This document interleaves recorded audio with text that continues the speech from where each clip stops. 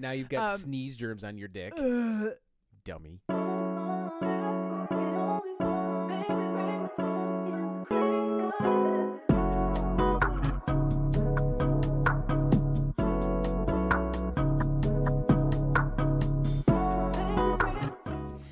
Hello, and welcome to another episode of Cheap Smut. My name is Katie Mizell. And my name is Carl Mizell. And this is a podcast that's recording a day late because my husband is very nice and let me take a day off. Hello, how are you? I'm nice. Yes, you are. I'm so nice. You're very nice. The nicest. You are. Yeah. Because truly, I was just like, I don't wanna. And you were like, you don't gotta. You're so nice. Yeah. Well, I mean, I can turn the show around pretty quick. Yeah. I've gotten the process down to not quite a science. So, record on Saturday, edit on Sunday, get it ready for post. Yeah. And now we're now a week. Yes. Technically a week behind now. So, I get it up on Patreon. I get it scheduled for Patreon release, scheduled for wide release. That's true. Yeah. And get the audiograms ready and everything. So, TLDR. It's not a problem. Okay. Well, I appreciate that. I appreciate it anyway. But how are you otherwise? I'm good. I mean, our dog's a fucking piece of work. But yeah, he is. He stole so much food from children this evening. Yeah. What a jerk. Can't stand it. He's getting so much better. He is. I'm working hard. I'm trying. Yeah. At least. Yeah. Because like you've said in a couple of your Instagram posts on your personal page, like when you got him, the pound was like, he might need extensive training. Yeah. And now these children like basically quite literally walk on him. Yeah. And he's super cool about it, but he still is like as soon as he wakes up in the morning, he is sniffing the entire house looking for even the tiniest morsel of food. He's the scrounger. Biggest scrounging fucking mooch. Drives me insane. Love him to death. He's earned his name. He's a beautiful idiot. Yeah. He is Himbo Jones. He is Himbo Jones. Who just turned 1. He did. He just turned 1. As far as we know. According to his paperwork from Animal Control, he was born on Valentine's Day. Mm-hmm. Whether that's true or not, we go with it. So his birthday was this week. Happy birthday, Mr. Jones. You turned 1. And so did we. Yeah. Yes. We posted our first episode, which was the Meet Your Hosts, episode 0. Posted it a year ago. Yes, we did. So we've been doing this for a full-on year. This is the 46th episode, 46th mainline episode. Technically 47th. There is a lost episode out there floating around that may or may not see the light of day at some point. I still think about putting that up on Patreon if you guys don't mind, listening to Oh yeah, the audio is absolute crap, but if you want to listen to us cover Latte Darling, we have it. It's just it recorded so poorly we couldn't justify putting it out. Yeah. So I guess if you we could put it on the Patreon. Yeah. Which seems almost like counterintuitive. Yeah. Like these are the people who support you financially. Give them the worst sounding episode. Yeah. Not everybody else. Put it out for everybody else and then just make it impossible for our patrons to ever hear it. Yeah. Pay $2 extra a month to never have to hear the worst episode of Cheap Smut ever made. Yeah. And it's just I forgot I wasn't paying attention to my my digital audio workspace and had the wrong microphone channel set up. So it even though we were talking into the microphones for like an hour and 20 minutes, the only mic that picked it up was my onboard laptop microphone. Yeah. So it sounds like a shitty Zoom call. Yep. But it is a little sad because it was so much fun. Because it was so much fun. Latte Darling was such a good book. Yeah. I really enjoyed that one. That was a slice of life cozy romance. Yeah. Age gap, plus size, and big. I guess I would call it a big beautiful man book too. He was a big dude, big barrel chested, strapping man with 2 Coke cans between his legs or something stupid like that. I can't remember. Something that is just, I'm sure, real comfortable to put in all of your various orifici. Oh, absolutely. Orifici, yes. Is it orifices or orifici? It's not orifices. I know that. Oh, yikes.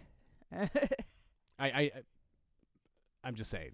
It's definitely not that. And I am so glad that it's not. That seems like a good place to let's move on to something else. Dive into this week's book. Why don't we? Which I'm just going to start giggling again, probably. Yep.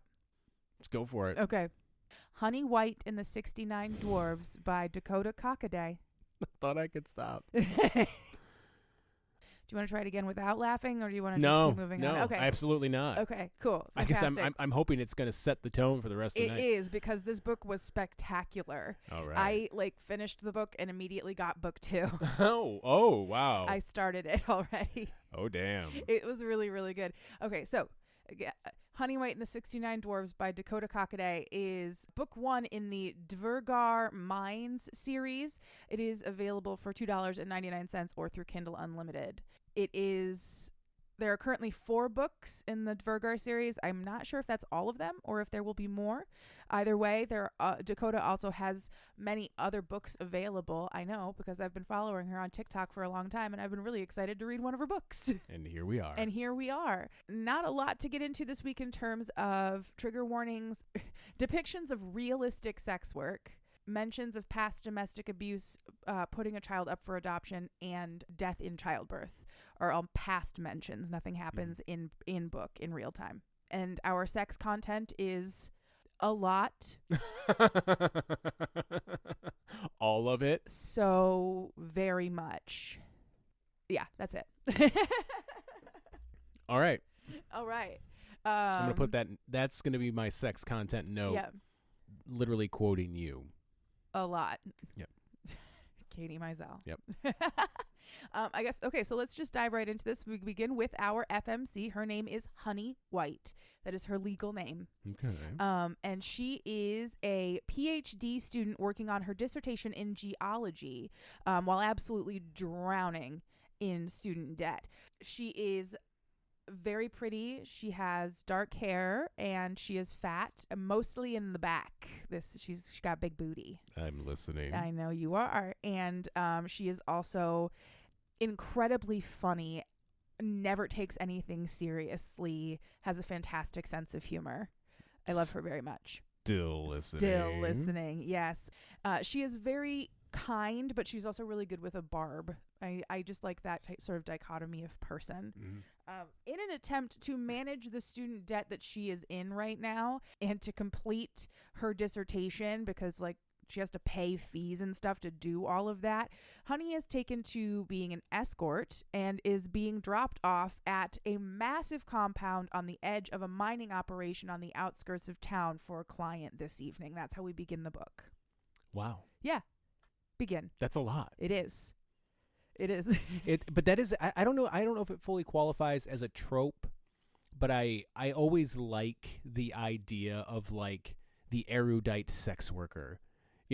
Oh yeah, yeah, the well-educated sex exactly, because there's that horrific, horrible stereotype of oh, you must be damaged, broken. Yeah, nope. It's just I'm hot as fuck. I get paid a lot to do it. Yep. And I got bills. Yep, and I've got bills. I mean, there was a very famously storyline in Grey's Anatomy 20 years ago now. God, that show's been on for a long time. I know.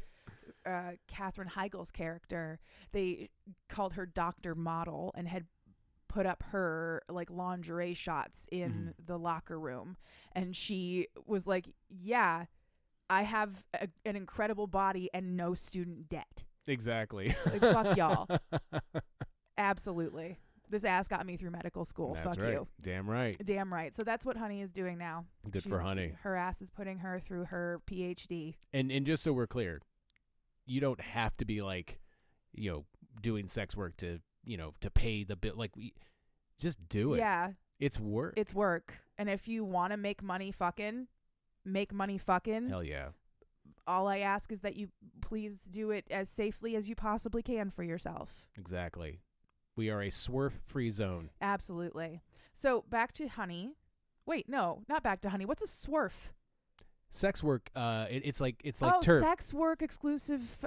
Radical. Exclusive. Yeah. Oh, fuck that. Ew. Yeah. I have a sticker on my bike helmet that says "No turfs, no swerves." Oh, that's right. You do. Yep.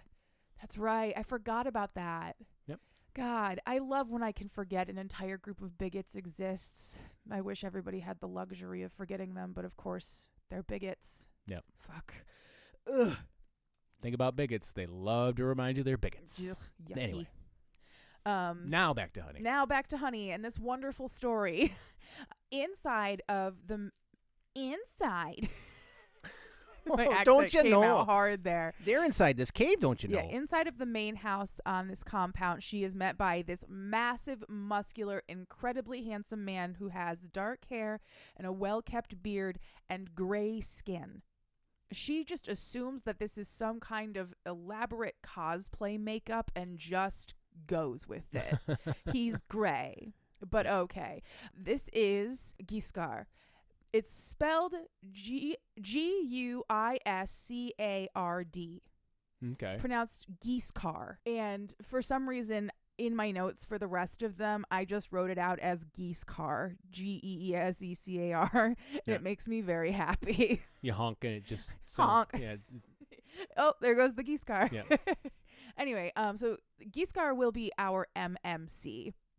He is very honorable, incredibly professional, and secretly so sad. Like, he's a sad boy. He's one of our delightful sad boys.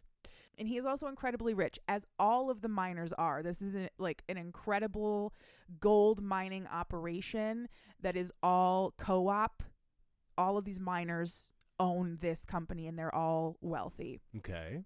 Giscard is the general operations manager of the mine, and he is in charge of all of the men at this mine. There are a total of 67 men, and he has an offer for her. She came here this evening on a 24-hour contract offer. He would like to offer her something else. I bet he would. 68 men, 68 nights. From 8 p.m. to midnight, one man a night will have sex with her, chosen at random by Bingo Ball Roller. Mm-hmm. The only requirement is that every single man has to come inside of her by the end of the night. So you mean like each individual night? Yeah. Okay. Yeah. So each man gets one night with her, 4 hours, and at the end of that night, that man has to have come inside of her. In exchange, she will get to live on this compound, room, board, and food, a workspace and a separate sleep space, access to the cafeteria. She can come and go as she pleases. There's sick leave. There's like menstrual leave if she doesn't want to have sex while she's on her period. And she will be paid $150,000. All right. And she's like, in this economy, yes, please. Yeah, seriously. And takes the job. Good for her. So Giscard shows her up to her rooms. He shows her to the dining hall, where she gets her first interaction with Beau, another man who works here, who greets her by motorboating her. Well, now, listen. Okay, first of all, I can already, like, this is going to get awkward. Yeah. First of all. Second of all, that... the arrangement aside, that is extremely presumptuous. So no hello? No hello. He puts his... So Beau is short. He's considerably shorter than Giscard and most of the other miners. Okay. And so when he is standing in front of her, he's basically at tit level. So he just sticks his face right in there. Every single time he sees her. Until eventually it becomes a greeting. Like at a certain point in the book, she just grabs his head and sticks it in there because she knows that's where it's going. It's adorable. It's the weirdest but cutest thing. Do they have HR here? Cause no, it's the Giscard. He does everything. You have HR? No, Giscard. So after walking her around the building and showing her where all the stuff that she needs to see, he explains the safety protocols. So if at any time she needs anything during her working hours, there's like a safety button on the bedside table. Also, he will be nearby, guarding her basically. And if she calls out for him, he'll come break the door down if he has to and save her. Though he doubts she will need that. These guys aren't like bad dudes, but it's for her safety. I'm glad they went with like the ping pong lottery ball system, because you think it sucks being picked last to play kickball. Yeah, right? You don't want... You don't want your resident sex worker to pick you last for the fucking... Yeah, like 9 weeks of just... And she still didn't pick me. Yeah. Oh, yeah, no, that's so down totally, to you and one other. That's so totally cruel and unfair. And then, yes. And then you're like, oh, really? That would crush your spirit. Crushed. I think based on the lottery system and how things end up shaking out, the only people whose names are not in that bingo tumbler are the two dudes in charge, the president and the VP, who are Giscard, and we'll find out who the VP is later. Okay. Everybody else, they just go into the lotto. All right. So Honey decides that what she's most likely going to do is stay here because she doesn't have a car, and she can just work here because she needs to work on her dissertation anyways. So if she's going to have most of her days to do whatever she wants, this is a great place to hang out and get free food and work on her dissertation. The next day, she decides that what she needs to do is review the contract before she signs anything. So she goes across the hall to Giscard's room. So everybody here has their own set of rooms. It's like a little suite. Bedroom, working space, bathroom. And his is right across the hall from her. She sits down and reads this contract. All the while she's sort of flirting with him. Their chemistry is almost immediate, but it is strained by the relationship that they have at this point. They are employee and employer. It's very, very sweet. And as it grows, it's sort of like fragile. Is the only way I can explain their chemistry. It feels like just the wrong thing will break it. And you're like, oh no, poor baby bird, no, the whole time. Yeah. It's very, very, it was so sweet. This was one of my, my happy little love stories. Oh, it was so good. So the first night of her work is that evening, and Giscard brings her first client. His name is Beckett. He is another miner. He seems very sweet and kind of shy. She has some trouble getting him to engage with her, and he has to go to the bathroom a lot of times, and she can't get him to, I don't think he can get it up all the way, and she's getting really discouraged. So she goes across the hall to talk to Giscard about it, and he says Beckett is an incredibly inexperienced porn watcher. You're gonna need to act like a porn star to get this done for him. He needs you to do the over-the-top thing. And so she goes back and she does that. And he finally gets involved enough to just jackhammer into her while she gives the performance of her life until he is finished. And that's when we get the reality of what this actually is going to be for Honey. Okay. Just because you're going to have sex every night with a different guy doesn't mean it's going to be any good. Oh, no. Absolutely not. The odds are against that. So she spends the next 3 weeks living at the compound, hanging out with whoever's in the dining hall when she goes out to breakfast. She is treated like a coworker. They have provided clothes for her though, so she's always walking around in these skimpy outfits. So it feels sort of weird to her to be she's like, I'm the resident hoe, and I just hang out here, and everybody just sees me at the coffee bar and is like, hey honey, what's up, how you doing, while my tits are out, Couldn't get her a a jumpsuit. No, it's a speed suit. Dr. Venture, what are you doing here?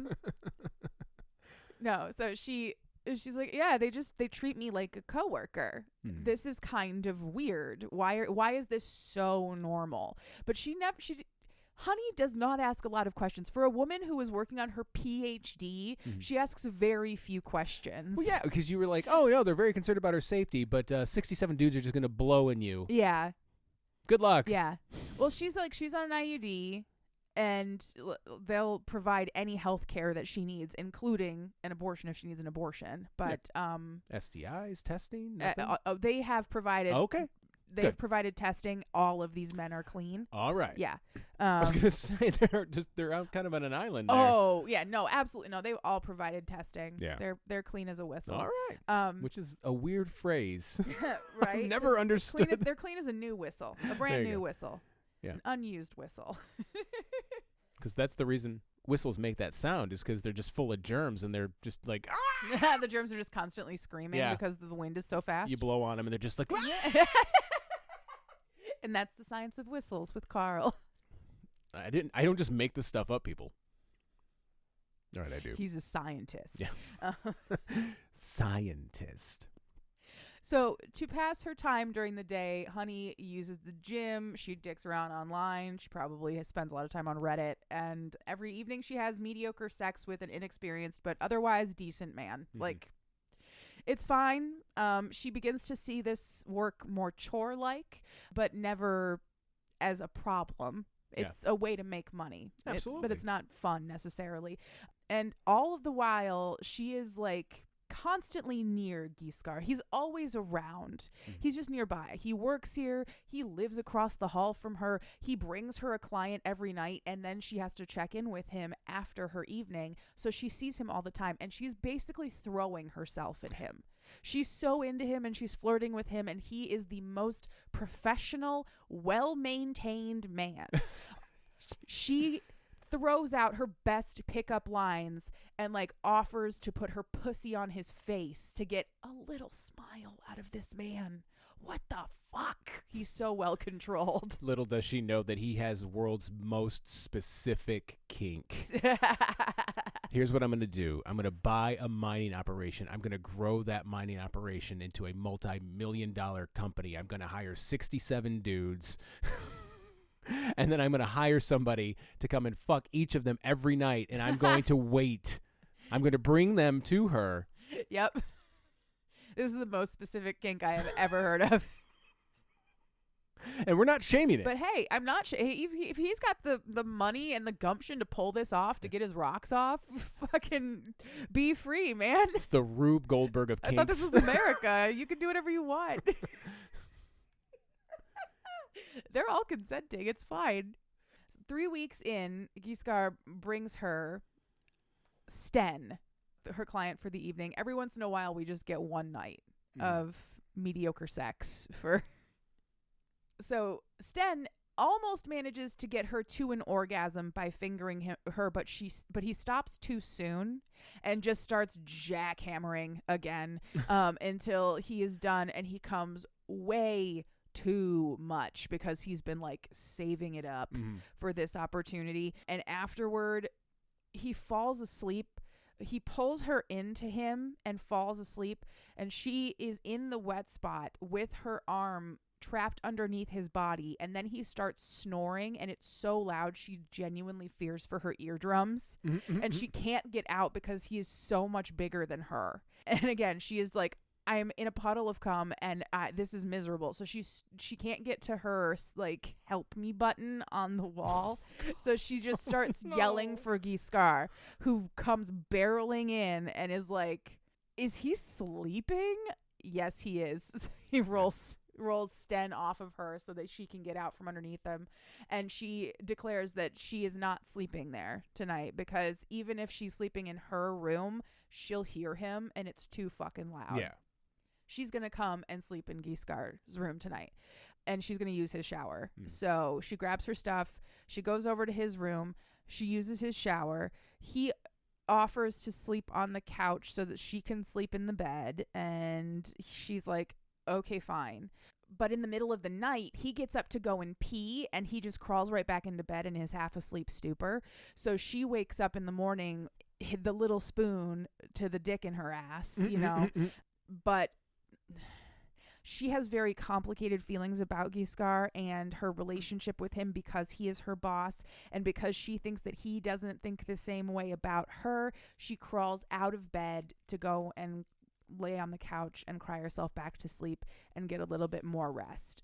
When she wakes up again, Giscard is getting dressed for a conference call, and when he's like putting his tie on and stuff, she's like, oh, are you gonna wear the makeup on the conference call? And he's like, what makeup? This bitch has been fucking a different gray man every night for a month. Oh, they're all gray. They're all gray. Okay, you didn't say that. I'm sorry, I did not specify. Yes, they're all gray. And never once did it occur to her that it wasn't makeup, because the sex was so bad she never got wet enough. She thought it just wasn't rubbing off.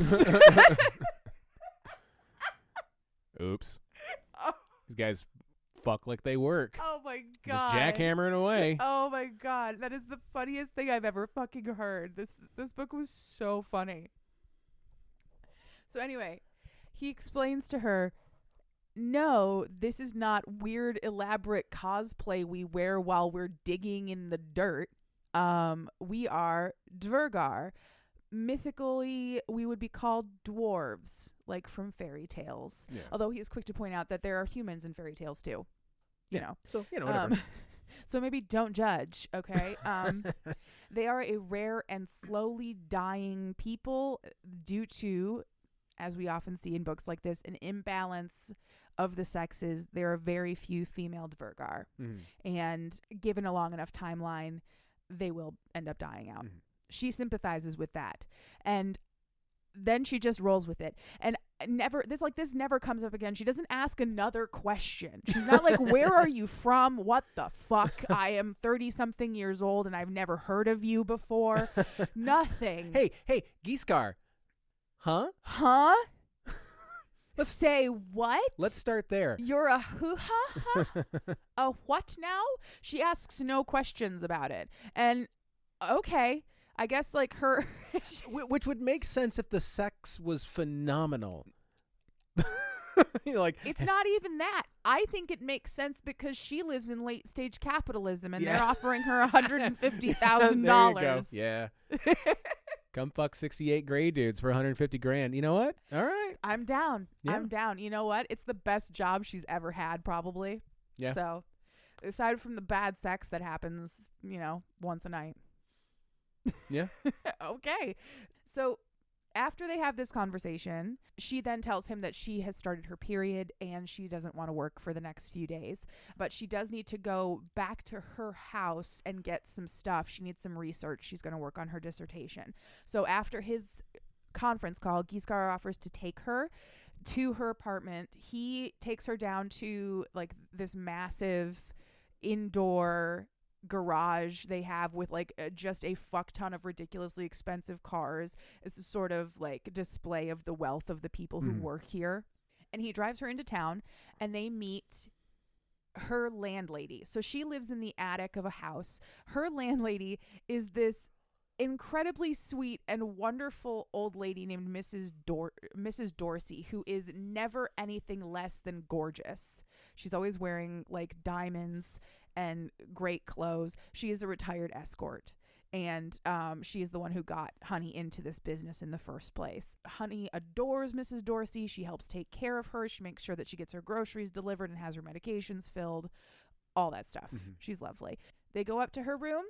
Giscar helps her get some files and some boxes. And in the process of all of that, he discovers a save the date for Honey's wedding, which was supposed to have happened just a few days before. Okay.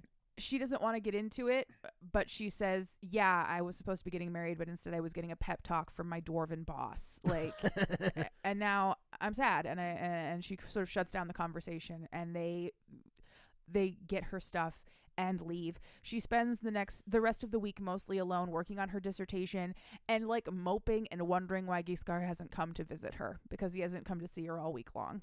When she is ready to go back to work again, Giscar brings her next client. His name is Hallie. He is a seemingly very considerate man who then repeatedly misses the hole. Wow. Causing her to have to stop multiple times to clean him so that she didn't end up getting a UTI because he was repeatedly pushing into the wrong hole. Yeah. And what initially started out as her thinking was a mistake, she, by the end of it, realized it was not a mistake at all. He wanted to fuck her ass and she wouldn't let him. This is about the worst it got in terms of, he did try to unconsensually go in the wrong hole. Yeah, that's not great. Not great. Not a good look. Ugh.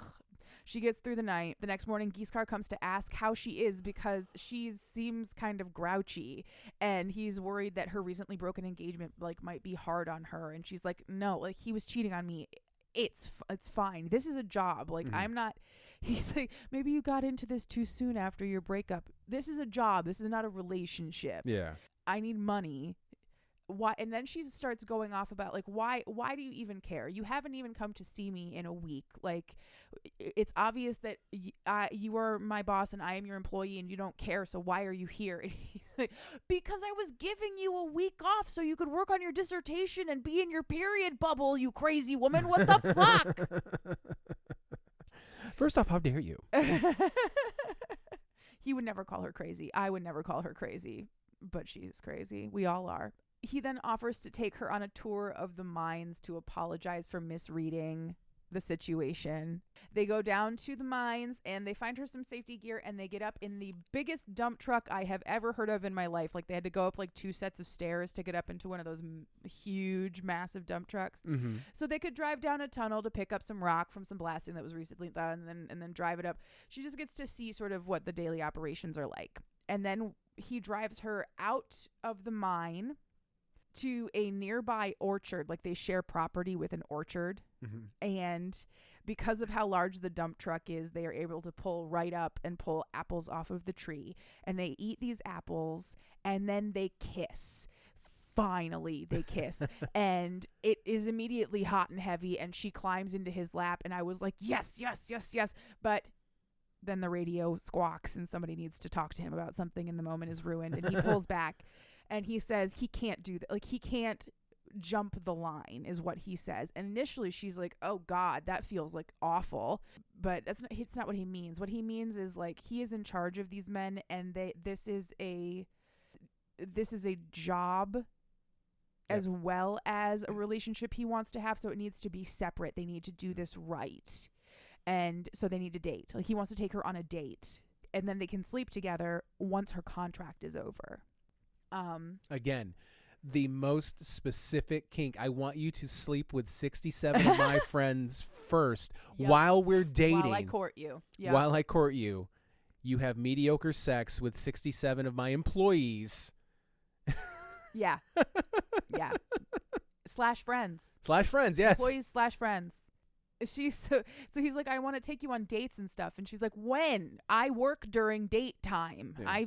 I am having dates during date time. He said, I'll take you to lunch. So he'll take her to lunch the next day. That night, after she's finished with her client, Giscard tells her that he can't keep on being the one to take care of her during her work hours. It's like, now that he has started a relationship with her, it's starting to feel too complicated. Okay. I was like, what the fuck do you mean you can't take care of me now? That's your job. Yeah. Okay. I get it. He needs to be a little bit more separated from her during her work hours, basically, is what he's asking for. And she says, okay, fine. I don't even need a bodyguard. And he explains, no, you do. The whole reason you're here, again, because you didn't ask any questions. Allow me to enlighten you. Dr. White, is that the Dvergar have a cyclical mating season. The males do. And when they're not in season, they're shooting blanks. But when they start going into season, they become aggressive and horny, and they will not get any better until they can stop their season by depositing into the right vessel. That's why they need to come inside a human, like a person. Okay. And if they get too close to season, they could potentially actually be a problem. So she does need to have some kind of bodyguard just in case. So she says, okay, in that case, I choose Bo. He's the only other guy I know here. The motor, he's had his face in my tits a bunch. Motorboat and Bo. So I trust him a little bit. Refresh my memory. How did this job find her? Mrs. Dorsey found it for her. Okay, because Mrs. Dorsey, the retired escort who is her landlady. Okay. Found the job for her. So is this her first? Yes. This is her first gig with the agency is all they ever call it, but she actually works with an escort service. Because I'm sitting here thinking like this mine has to be close to a town. Like eventually word would spread amongst the women folk. Oh yeah. This town, like they'll pay you $150,000 to fuck them for a while. Yeah. And they're super nice. That's so funny. Sex is mediocre, but trust me. Yeah, but trust me, it's so worth it.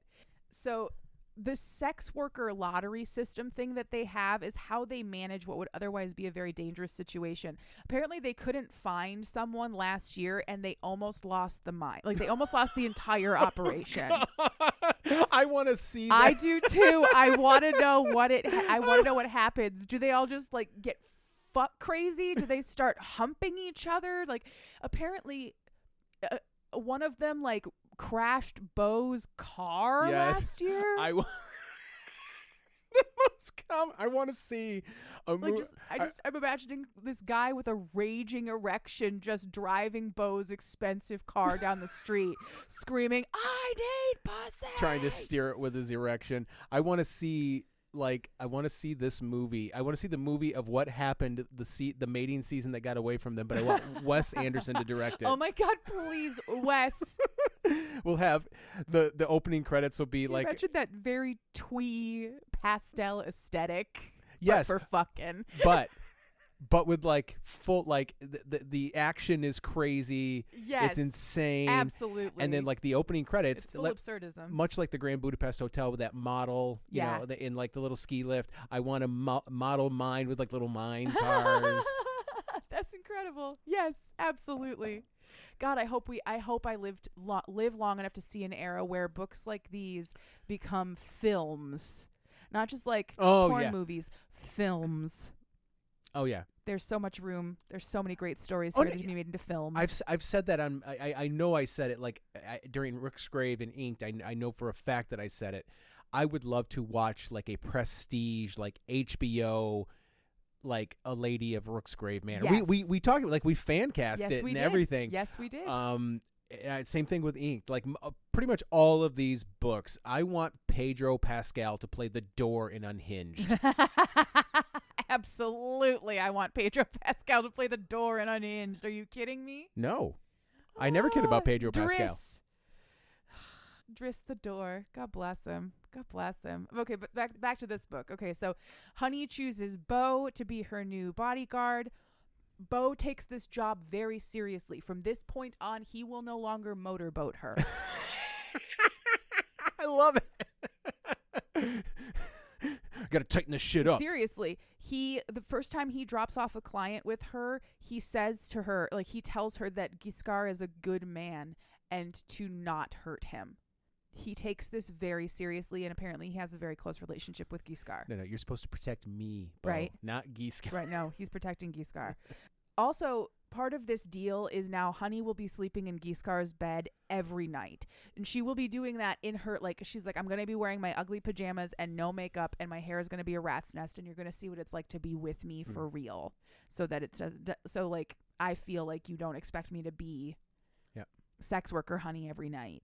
And that's what they are going to do for the rest of the contract period, which is 35 days. Okay. At this point, on their lunch date the next day, they go to a restaurant at the winery where they share a border with, called Beanstalk. It is owned by an incredibly fantastic woman named Jacqueline. They call her Jack, and her giant husband Lou. Very on the nose. Jack owns the Beanstalk winery with her giant husband. Yeah, of course. Jack is also a very good friend of Giscard's, and she is incredibly pregnant at when we first meet her. There is also on this property the greatest character who will enter this book or any book in the series or any subsequent book in this series, Porchetta, the pig. She is a 300-pound sow with an attitude. She's Jacqueline's best friend, and she is the greatest.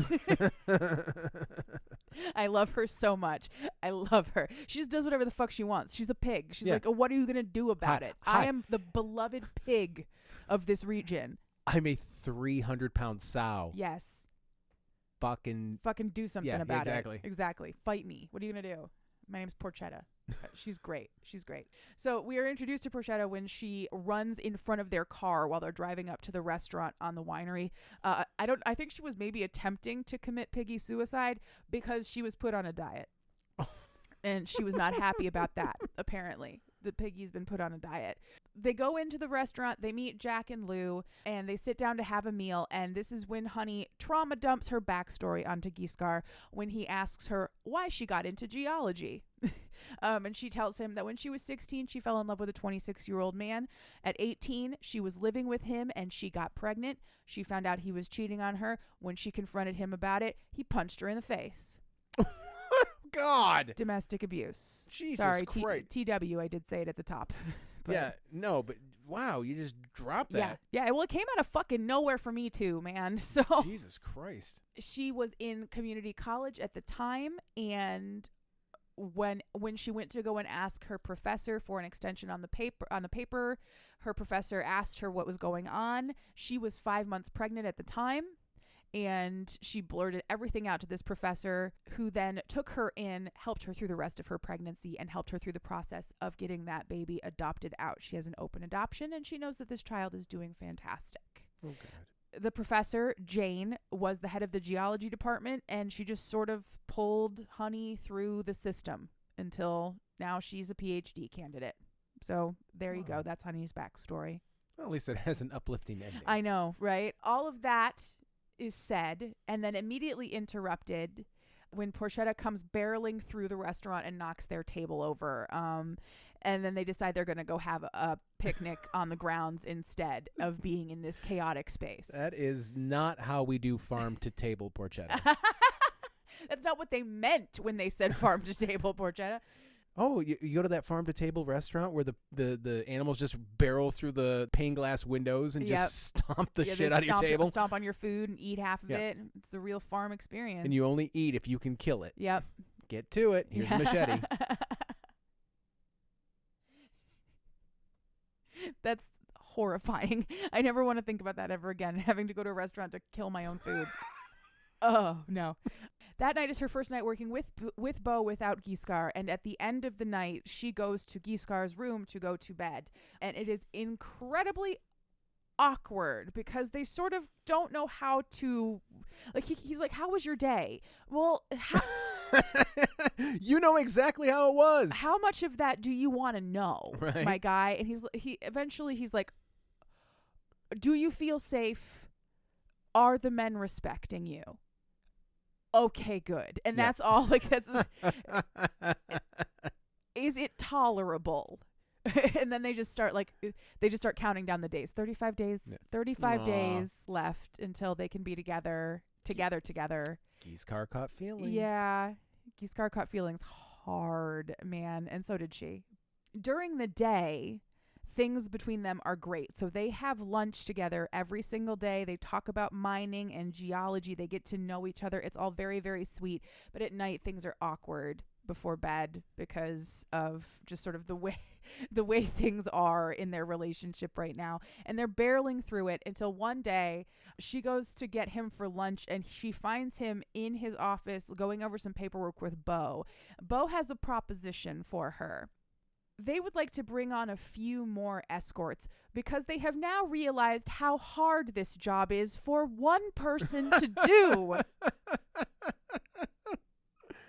And she's like, yeah, duh. Like, yeah, this is really fucking hard work. I can't believe you you really didn't think that I was anyway. So what they want to do is they want to have a property on site to house multiple escorts to work on a 2 weeks on, 2 weeks off. Yeah, some furlough, maybe a 5-to-1 ratio. Yeah, exactly. They want to hire, I think, up to 8 women to live on site. Okay, so about an 8-to-1 ratio. Yeah. All right. And again, it would be the same. 2 weeks. Ultimately, what the contract for these women will end up being is 2 weeks on, 2 weeks off.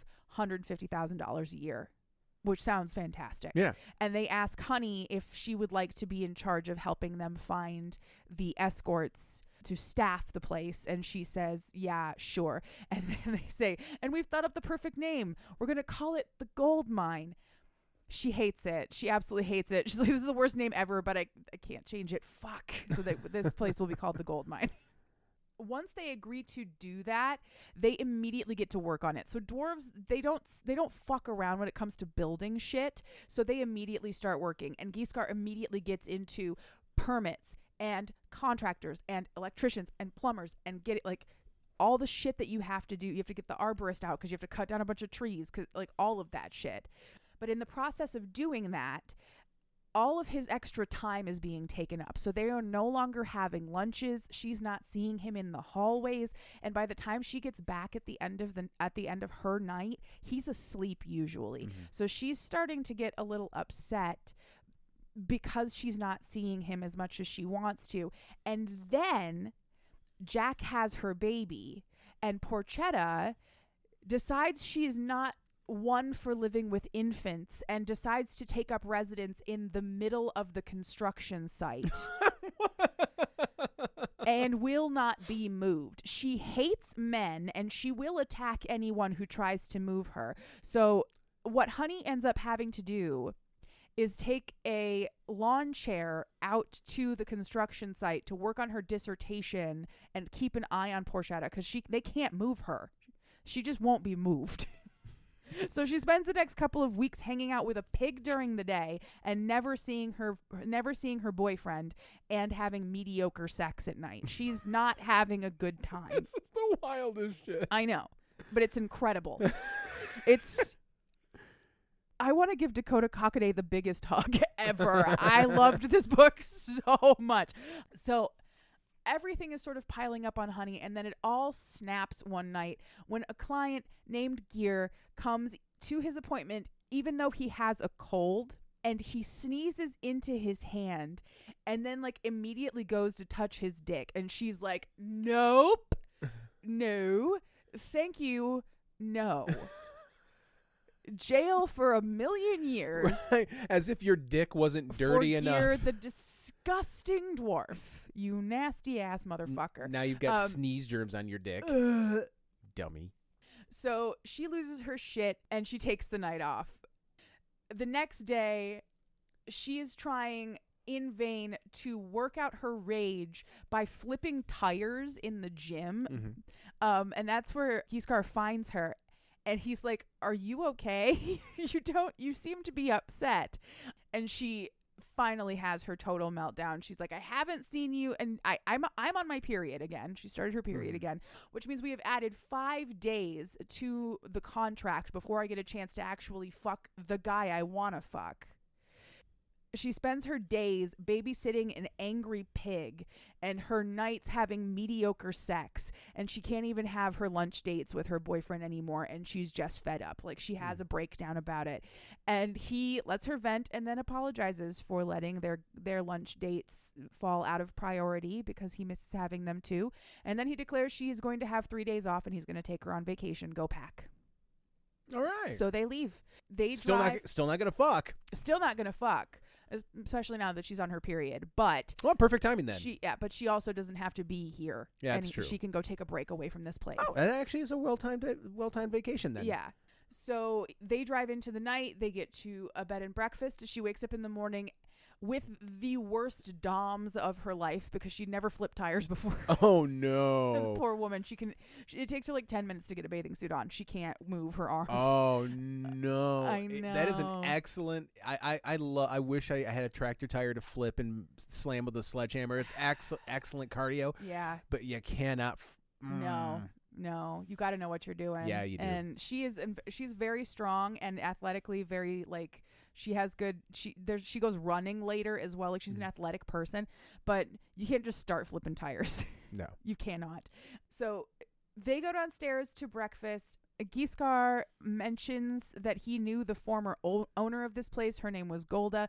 Golda's son then comes out to talk to them. His name is Mark, and Giskar is like, yeah, I knew Golda. I was a best man at a wedding that she officiated here a long time ago. And Mark's like, oh my God, I remember that. I was just a little kid. So apparently dwarves age differently than human beings, but it's never really brought up again. And hopefully it will be later in the season because I have later in the series because I have questions. But eventually they finish their breakfast and they go to the main attraction of this place. And the main attraction of this place is a massive hot springs. Okay. Where they're going to go and hang out, and she's going to soak those sore ass muscles for a while. Even better. Yeah. No, this is the second podcast I've recorded this week where we talked about hot springs. Really? Yeah, we talked about them on this week's episode of Put Me In, Coach. That's amazing. This is the second book we've covered that has hot springs in it. Oh, yeah. What was the other one? Mistletoe. Oh, that's right. Yes, that's right. Yeah. I forgot about that. So they soak in the hot springs, and while they're in there, Giscard tells her the story of the wedding that he was the best man in, the wedding between Beau and his wife, Cara, and Giscard, because he was married before in a throuple with Beau. Wow. Yeah. They were married to a woman named Cara who was childhood friends with both of them. It is very common for Dvergar to have polyamorous marriages simply because of the disproportionate number in the sexes. There will often be multiple males married to one female. They had been friends since they were children, and their moms kind of all pushed them together to get married, and they spent all of their time together. They were best friends. It just made sense. God, imagine the awkward, like instead of like, oh, she's cute, why don't you go see? They're pushing their dog, like, go hang out with him and him and him. Yep. And him and not him. You've got options. You just need to know exactly who we think is best for you, because we're your parents and that's how parents work. Ugh. Anyway, so he and Cara and Beau had a wonderful marriage, though he always sort of felt like Cara and Beau were the stronger couple. He always sort of felt like a third wheel. Mm-hmm. Cara and Beau wanted to have kids, but Giscard wasn't really ready. And then when he went out of town for a funeral, Beau went into his season, and Cara ended up getting pregnant while Giscard was out of town. And he felt kind of like sad and betrayed about that, but also like there wasn't anything he could do about it. Yeah. It was just a complicated emotional situation. Everything was going well. Cara and Beau were very happy. And then one morning, Cara woke up in incredible pain, and she was bleeding. From the description of what happened, it sounds like she had a placental abruption. Both she and the baby died. Oh. Yeah. Giscard and Beau sort of barely survived the next several weeks of mourning. Their moms sort of dragged them through it until they could get out on the other side. So after this incredibly sad story, Giscard also clarifies that he and Beau are not a couple and have never been a couple. They are best friends, but they were never lovers. Mm-hmm. And now his relationship to Beau does not affect his relationship with Honey at all. That's what he wants her to know about all of that. All right. She doesn't believe him, though. Anyway, Honey thanks him for telling her all of that, and he tells her that he will...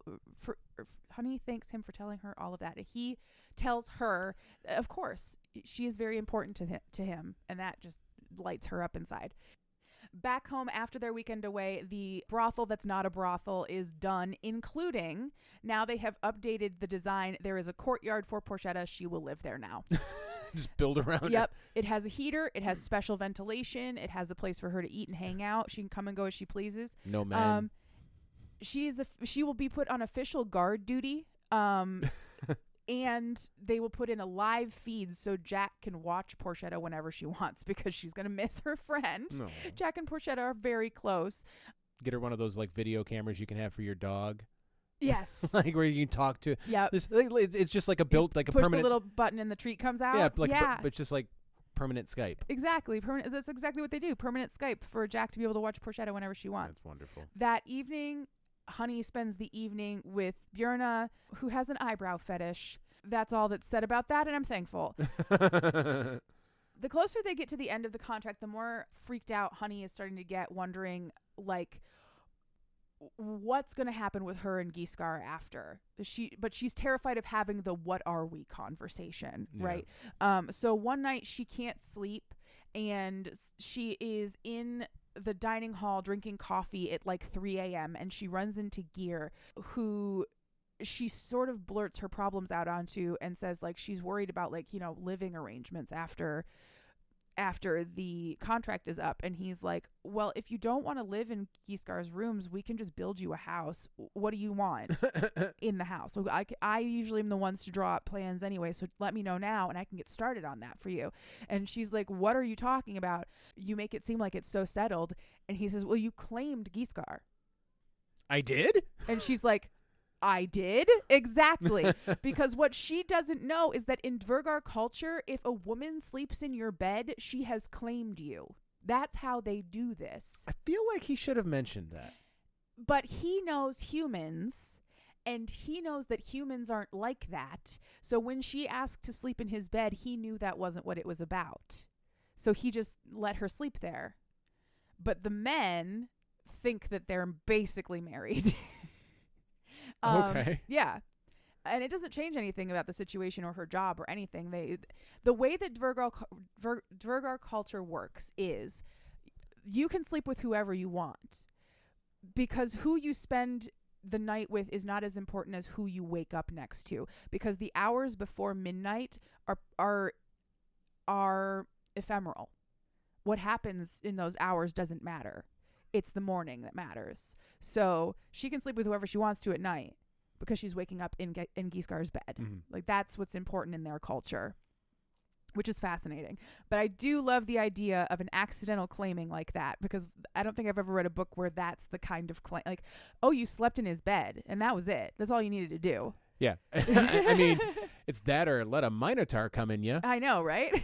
So she storms back to the room after this conversation with Gear, and she wakes Giscar up, and she's freaking out, like, you didn't tell me this, and now all the rest of the dudes think that we're gonna be together, like, think that I have claimed you, we're gonna be together forever, and I couldn't. What is going on? And he tells her what I told you, that he knows that humans aren't like that, so it's not like that. He knows that she didn't claim him, and that he wouldn't expect a claiming of her without her understanding of the situation, but he wants her to claim him when she's ready. Okay.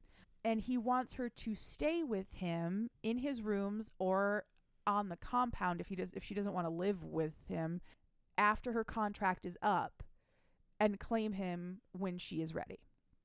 Fair. And they will take it at their own speed, which is absolutely delightful and adorable. A few days go by without a hitch.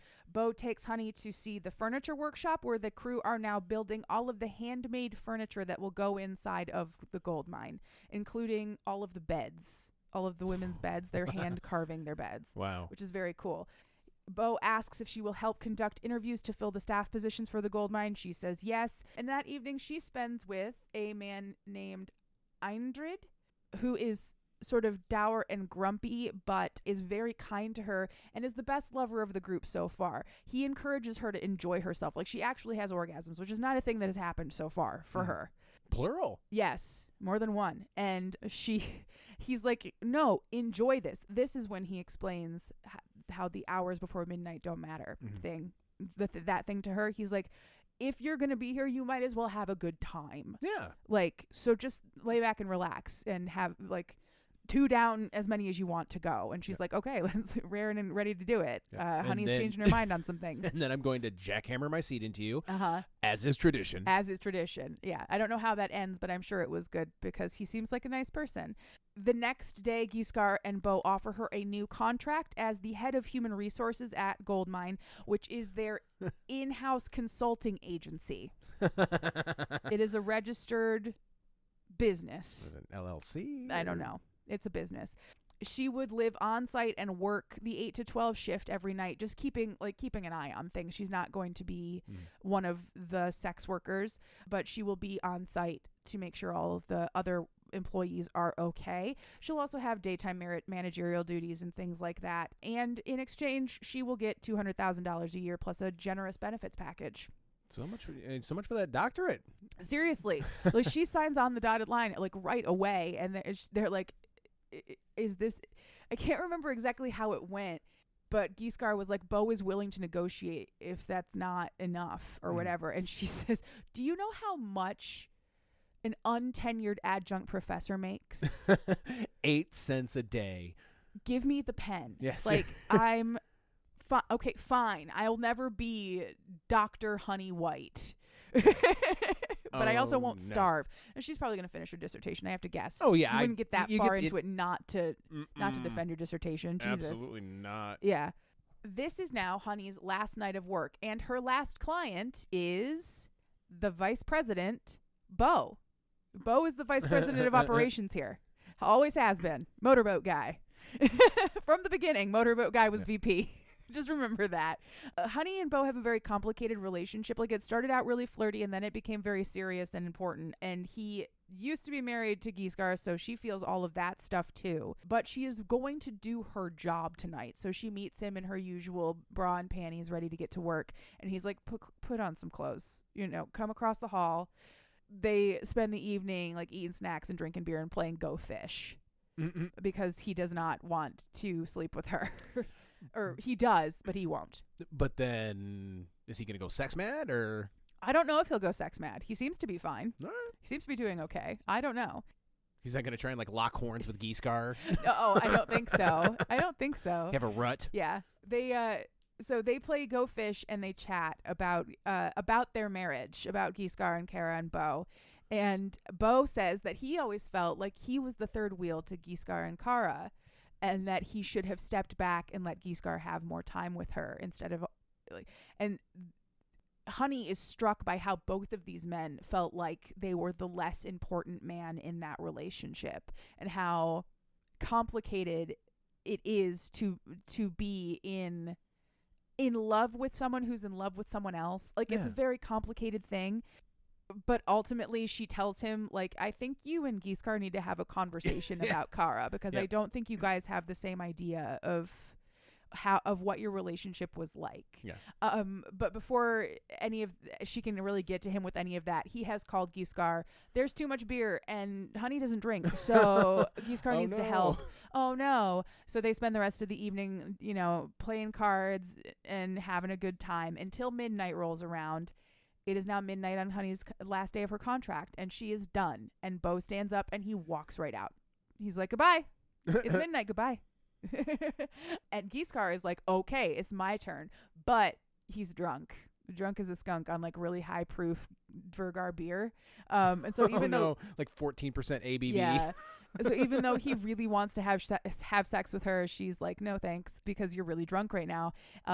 Let's get some water and ibuprofen into you, and we'll wait until the morning. He's a really goofy and adorable drunk, and he starts sort of babbling away at her and like sing-songing and being all cute and stupid. But then he brings up that Bo thinks she's hot, and she's like, no, he doesn't. He doesn't think of me like that. And he says, no, Bo is jealous as fuck of me. He said it to my face. He wishes he saw you first, but because I saw you first, he just is going to sit back and be jealous of me.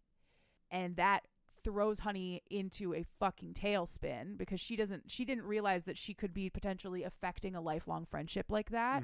And it scares her. So even after drunk Gisgar falls asleep, she can't sleep, so she ends up going to the gym to just sort of run it out on the treadmill, where she runs into Eindrit, and he invites her to go running outside instead, because there's a trail that runs through the orchard, so they can go running outside.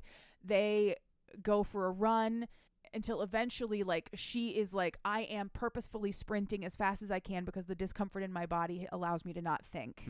And she does that right until she takes a sharp corner too fast, runs directly into Porchetta, who is in the middle of the path eating apples, and goes ass over tea kettle because Porchetta is 300 pounds of sow, and she just runs right into her. It's like a wall made of bacon. Yeah, that's what she says. I just ran into a bacon wall. That's exactly what she says. So anyway, she's laying there on the dirt, panting while Porchetta eats apples, trying to figure her shit out. And once Eindrid makes sure that she is okay and hasn't injured herself, he sits down next to her, and she says, I don't want to be the thing that comes between Gisgar and his lifelong friendship with Bo, and I am concerned and confused. And he basically tells her, you cannot control how other people feel, and you do not have any obligation to do anything but be a good person. So he gives her a little Yoda like slap in the face of advice, and she's like, you know what, you're really good at this. Yeah, he is. He's really good at it for a guy who seems like a total dickhead. Because Eindred, his demeanor is sort of like tactless and stern, almost angry all the time, but he's not. That's just how he talks. Oh, so he's me. Yeah. So when he comes out with this incredible, emotionally intelligent advice for her, it's like, but if a drill sergeant was barking it at you, Yeah. Which is a really funny thought, at least. Hey man, I never thought that if you'd have told me before I went to basic training that by the end I'd be willing to run through a wall made of anything, bacon or otherwise, for my drill sergeants, I would not have believed you. I get it. Yeah. Run right through a wall of bacon. Yep, right through a wall of bacon. So this has cleared up a lot of stuff for Honey emotionally. She goes back to the rooms, she showers, and finally,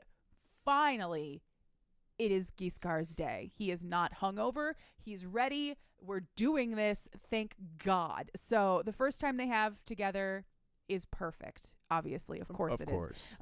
There are, very deft fingers and many orgasms, and the sex is emotional and poignant and deep and real and all glowy. And afterwards, she's happy and crying, and she feels so good about all of it. And then she proposes to him. She proposes the claiming after all of that. And he's like, yeah, sure. Okay. Of course, it's an inevitability. He always knew it was going to be, but he wants to give her a hard time for it. You're one of two people here who have brought me to climax. Yep. Please marry me.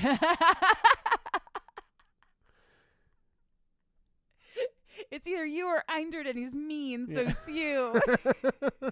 And I don't like the way he's all stern and tactless. Oh my God, that's so funny. So he accepts. They fall asleep in each other's arms. The next morning, they wake up, they shower. Giscard eats her out in the shower. Hell yes. Then they spend the next 3 days fucking and enjoying room service that is delivered to their door. And like all they do is have sex and shower and nap. And she starts to feel really bad about that. But he's like, no, this is how it works. This is Dvergar culture. We're on our honeymoon right now. But be grateful. She's like, this is so awkward because when I leave, everybody outside of this door is going to know that I've been fucking for 3 days because they've been feeding me for 3 days.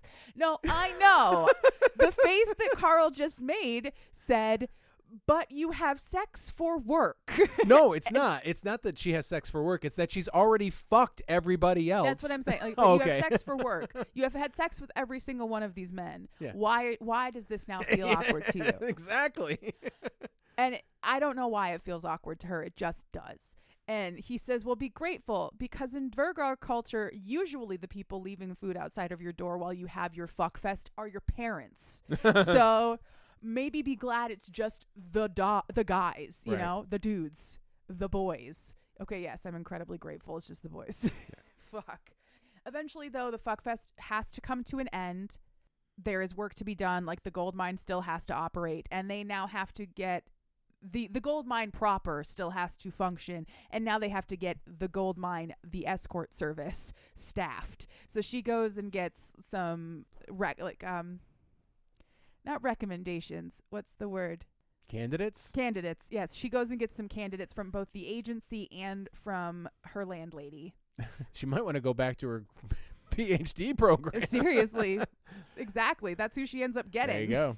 She goes and comes back. When she comes back from getting that information, she is caught by Bo, who immediately takes her to a surprise that he has for her on the property. It's a house. They're building them a house. It's right between the mine and the gold mine. Mm-hmm.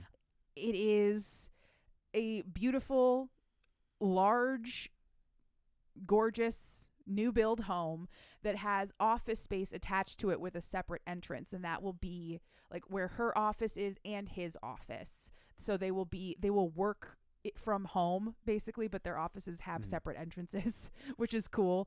There's also enough room for them to like put nurseries in if they ever decide they want to have kids. And the whole time that he's explaining all of this to her and telling her how happy he wants her to be in this new house, she feels like she can see him sort of crumbling inside because he thought that he was going to have this at one point. and his feelings are like really intense and written all over his face. And she thanks him for this and apologizes to him, I guess kind of for breaking his heart. And he leans in and he gives her like the sweetest, gentlest kiss ever and tells her to never apologize because he will never be sorry that he met her. And then they go out and Giscar arrives and they have to go and they have to toast the house. Like that's a Dvergar tradition. They have to toast a house to drive out any evil spirits. And they have their toast and she smiles as the men start chatting, and she realizes just how quickly these two men and the rest of these dwarves have begun to feel like her family. And it's sweet and delightful, and that is the end of the story. But it is not the end for Honey and Beau, because book 4 is where this becomes a throuple. Oh. Thank God, because the tension is tensioning and I need to know what happens. So that's the end of the book. There is an epilogue. In our epilogue, they're interviewing candidates for the gold mine. In particular, we focus on Cindy, a 21-year-old child prodigy doctor who is very no nonsense and completely understands the situation and is here to get paid. Yep.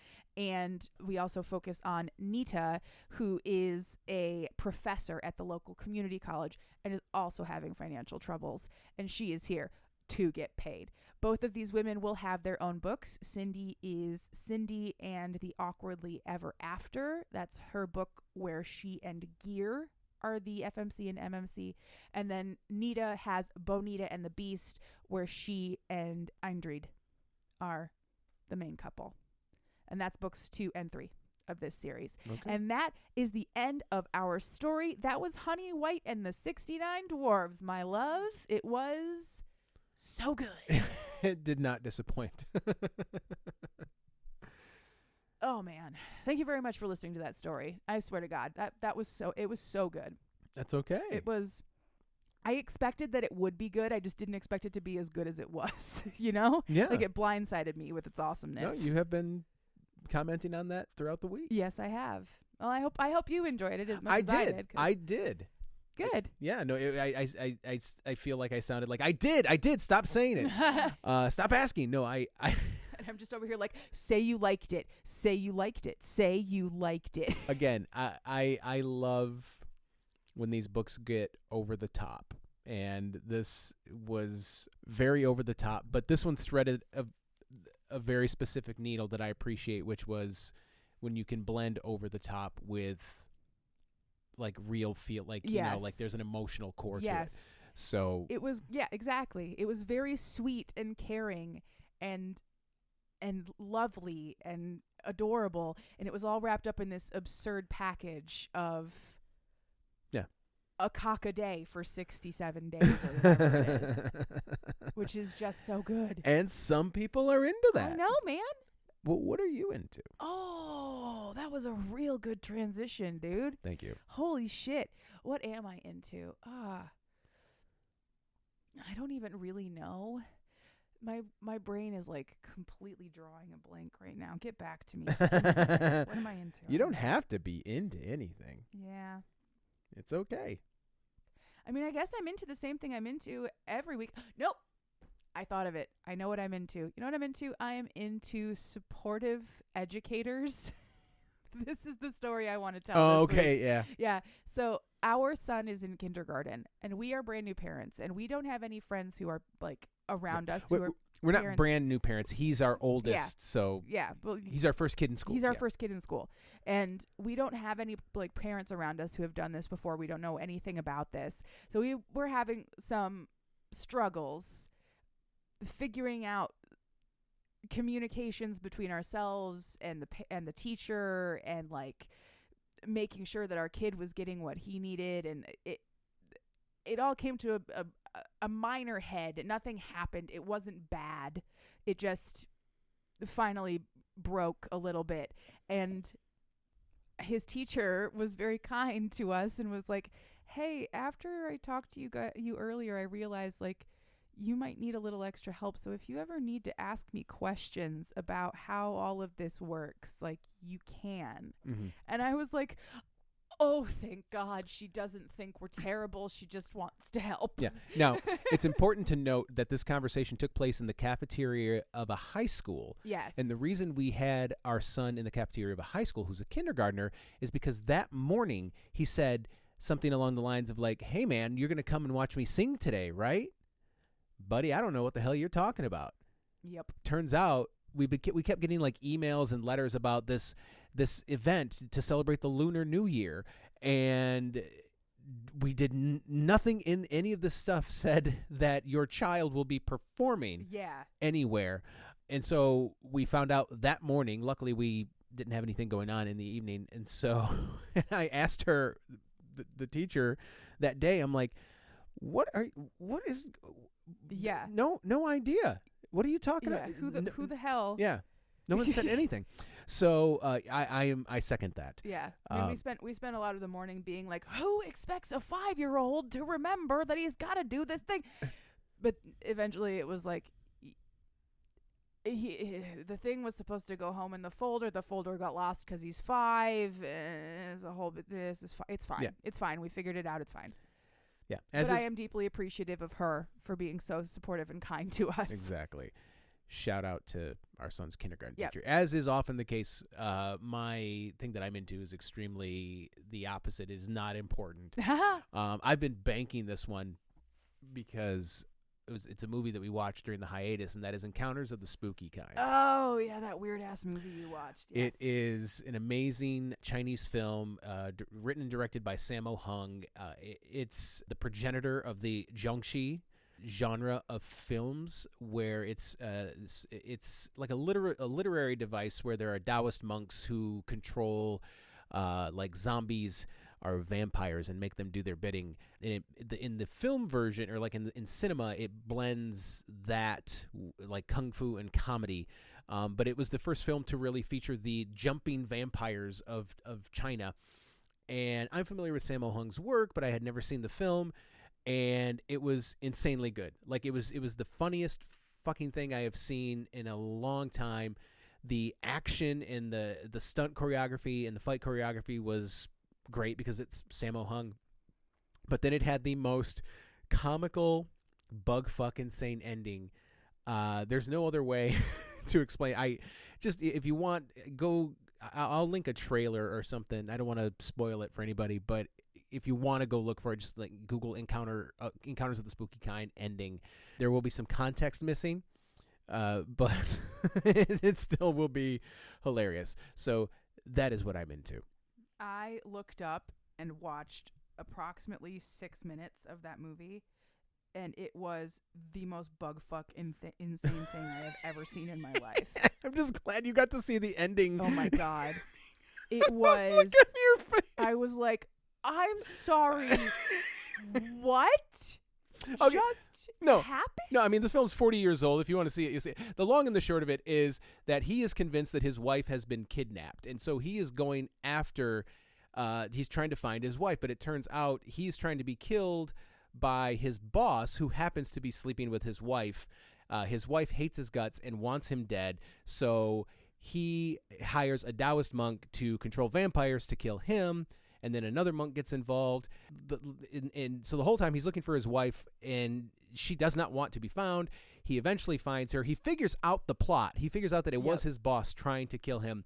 And she's like, oh, I'm so glad. And he hugs her and is like, I'm so glad I found you. And then he immediately is like, psych. And he like picks her up and just like goes to like throw her. Yep. Oh, he like picks her up over his head and goes to throw her. She's in like midair, freeze frame, fade to black. Credits. Yep. But he she runs to him and she's like, I'm so glad you saved me. Yeah. He was trying to hurt me. And he picks her up bodily and screams, I know you're lying, you bitch, and just chucks her. And I was like, what the fuck? Because again, I didn't watch the movie. It doesn't make any more sense if you do. I was looking up occasionally and seeing again the most bananas things I've ever seen on a TV. And then I looked up and saw the ending, and I was like, I was forever changed. I kind of want to watch it again. I just don't know if I was changed in a good way or a bad way. No, you know, probably not good. But we are running long, so we should put this baby to bed. So, with that said, you can find us on social media. We are on Instagram and TikTok at Cheap Smut. If you would like to send us an email, please do so. cheapsmutpod@gmail.com. If you would like to purchase this book, you can go to our link tree, which is in the show notes. It will be the top link. We do not get any money for this. We're just trying to help the authors out. If you would like to support us on Patreon, the link is in the show notes as well. And you can join the likes of Gemma, Lady Squishy Buns, Tia Esk, Rob Gatika, Angela McNichols, Katie Hurd, Gwendolyn Harper, Seneca O, and Rebecca K. The music that you hear in this and every episode is called Nostalgia by Mackay Beats. You can find it along with thousands of other songs free of charge for you to use at the Free Music Archive, freemusicarchive.org. What are we reading next week? Next week, by listener request, we are reading Bro and the Beast, Book 1 of the Wolf's Mate series by L.C. Davis. Yes, a listener reached out and was like, if you aren't familiar with this book, you should check it out. And Katie was like, yep, it's already on the TBR, bumping it to the top. Exactly. And it just so happens it's been on my TBR since the very beginning of this show. So I'm really glad that somebody was like, hey, your instincts were right. Read this. I'm going to read it for you. We'll talk about it next week. And in the meantime, listener, if there is a book in you, write it. And if there's fucking in it, I'll read it. And then she will come on this show and explain it to me for your entertainment. And goodbye.